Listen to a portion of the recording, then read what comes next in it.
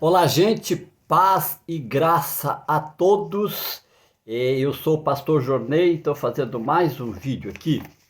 Nós estamos num tempo aqui de estudo aqui na nossa igreja, estudo bíblico, né? Estudo teológico, e a gente já estudou bibliologia e estudamos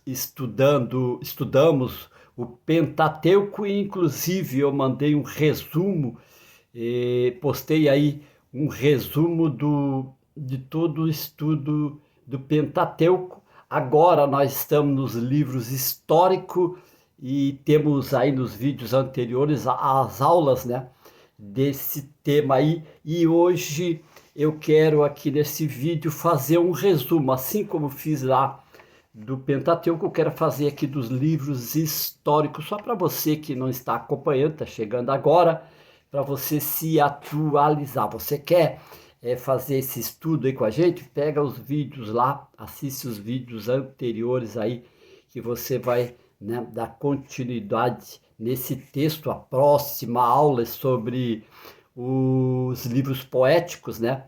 Mas vamos lá então. Vamos fazer um resumo assim rápido para acrescentar, né, nesse conteúdo aí de informação desses que estão assistindo às nossas aulas aqui. Então, os livros históricos começam com Josué, depois da morte de Moisés, né? Josué, então, recebe o chamado de Deus para dar continuidade na tarefa que foi interrompida com a morte de Moisés, e o primeiro ato foi ultrapassar o Rio Jordão e começar a botar o pé na terra prometida. E Josué, diferente de Moisés, ele era, né, um comandante assim mais militar. Tanto é que ele era, né, que fazia essa parte militar quando Moisés, né, estava no comando. Então, Josué, né, ele conquista Canaã e foi um comandante militar, um general. Foi ele quem distribuiu as terras depois da conquista de Canaã para as 12 tribos de Israel. O livro enfatiza o presente da terra ao povo de Deus, né, da terra prometida ao povo de Deus, cumprindo sim as promessas pactual feita aos patriarcas, e também fala, né, da necessidade de Israel manter a fidelidade contínua ao verdadeiro Deus, e abrange também o período da conquista até a morte de Josué, né? E esse tempo todo ali foi de conquista das terras ali, né? E organizar ali o pessoal, as tribos, quando foi distribuída isso. Depois de Josué, né, então vem o livro de Juízes. Depois que Josué morre, que era o comandante ali de Israel, Israel passa a ser comandado pelos juízes, né? Que acontece depois da morte de Josué até a monarquia. E assim, né? Formavam, já que as tribos eram meio independentes, eles formavam alianças, desacordo, né? Ali entre eles, e como não havia nenhum líder sobre o povo, Deus levantou esses juízes de tempo em tempo. Os juízes agiam como líder militar e político, eram enviados por Deus para resgatar o povo quando outra nação começava a ameaçá-los. Isso acontece por falta de repetida falta de lealdade, né? Por repetida falta de lealdade com a aliança, né, com Deus por parte de Israel. O livro enfatiza também a necessidade de um bom rei. A partir daí, né, depois do livro de Juízes, vem o livro de Ruth, né, que era uma moabita, né, que é uma história até muito bonita, que teve uma história comovente por ser leal à sua sogra, a Noemi, e assim teve a sua sorte mudada, se casando com Boaz, que era bisavô, né, que depois veio a ser bisavô do rei Davi. Então Ruth, né, é bisavó do rei Davi, uma história que todo mundo conhece, aí, uma história muito bonita de Ruth pela sua lealdade com a sua sogra. E depois, então, de Ruth veio o livro de Samuel, né, o primeiro profeta depois dos juízes, né? Veio esse primeiro profeta, Samuel, que foi consagrado a Deus e se tornou juiz e profeta, porque ele julgava as causas, né? Era o único, ou o contato mais forte que tinha entre Deus e o povo. Então ele era profeta porque recebia, né, a direção de Deus, e era juiz porque julgava as causas. Samuel, que foi consagrado a Deus e se tornou juiz e profeta, que veio a ungir o primeiro rei pedido por Deus, pelo povo, né, que foi Saul, e também ungiu Davi, né, que foi o segundo rei.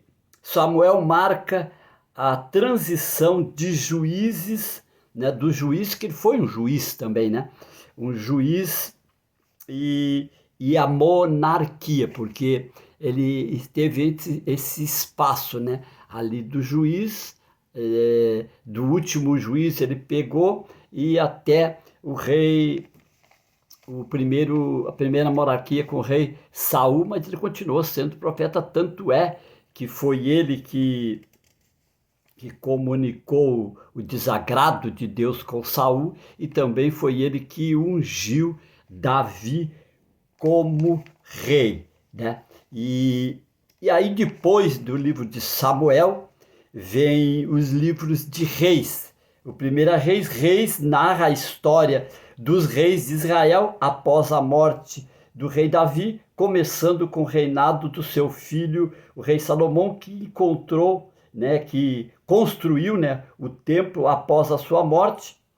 É narrada a divisão do reino em dois: norte, que é Israel, e o sul, Judá. Paralela a isso, inicia-se o ministério do profeta Elias, aí no Primeira Reis, né?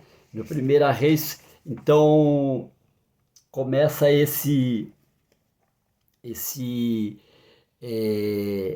período do profeta Elias, que você conhece a história também muito bonita do profeta Elias, depois Eliseu, seu sucessor. Segunda Reis é a continuação após o fim do ministério de Elias, começa o de Eliseu. Isso que eu falei aqui. Até que no capítulo 17 é narrado a queda de Israel pelo Império Assírio. No final do livro conta a história, né, do Reino Sul, com um rei heróico como o rei Ezequias e Josias. No final do livro narra a queda de Judá pela Babilônia, quer dizer, eles entraram ali nessa divisão do reino, eles entraram em desacordo ali, acabaram promovendo né, a queda de um depois de outro, né?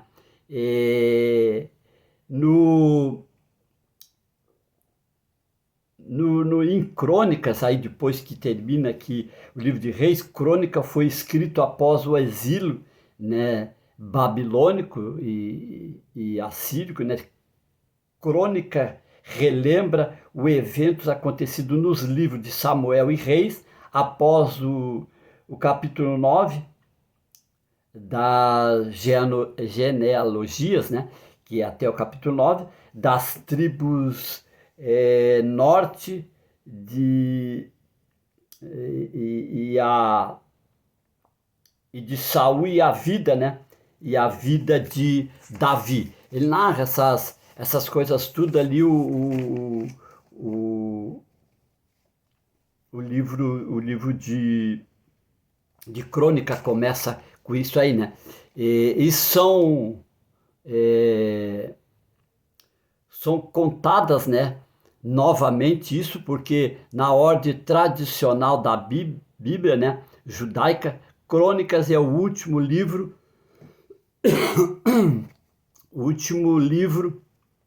pois é um resumo de toda a escritura judaica, né? Crônica que é uma finalização, né? De tudo, de toda a história de Israel. É, e o livro termina, né, com a coroação após a morte de Davi, a coroação do rei Salomão, essa primeira crônica. E segunda crônica continua, né, a capitulação da história do povo de Deus, inicia com os atos do rei Salomão, em especial a construção do templo. O livro avança para a divisão que ocorre no reino e segue acompanhando o reino do norte e do sul, né, das 10 tribos de Israel, e as duas, né, do sul, que é Judá e Benjamim, o reino de Judá, e termina, né, com a queda de Jerusalém pelos babilônicos, né? Pelos babilônicos ali, né? E aí o livro de Esdras, que é uma continuação dos livros de crônica, né? Há quem diga que os livros de crônica, embora isso não possa se afirmar, mas há quem diga que foi Esdras que escreveu. Ele narra o retorno dos judeus da Babilônia para Jerusalém após a conquista do Império Persa, né? Ciro, né, o rei Ciro da Pérsia, permitiu que o judeu voltasse, e então veio, né, lá uma caravana, veio um pessoal lá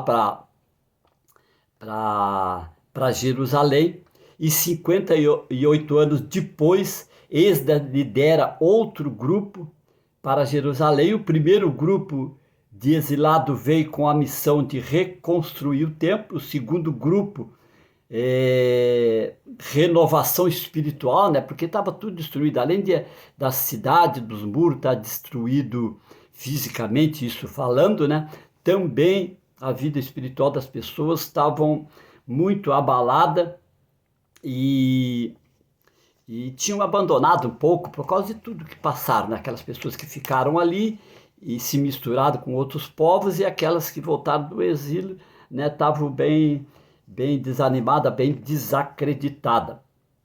E depois, a seguir do livro de Esdras, veio o livro de Neemias, que narra, né, Neemias, que era um copeiro judeu do rei da Pérsia.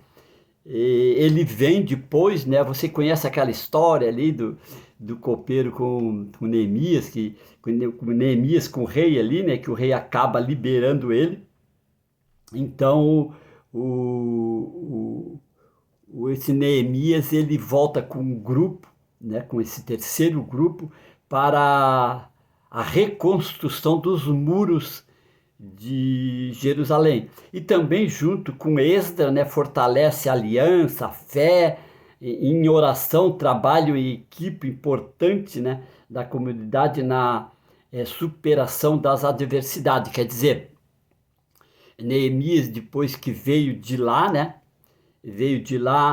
Se junta trazendo esse último grupo aí, esse terceiro grupo de exilados, se junta com Esdras, que já estava ali trabalhando, e trabalho, além de trabalho físico, trabalho estrutural dos muros, e que Esdras já estava fazendo ali, da cidade, do muro, também eles trabalham na fé, né, no lado espiritual do povo, que estava muito abalado diante de todas essas coisas aí, né, dessas dificuldades que eles passaram decorrente da desobediência, né?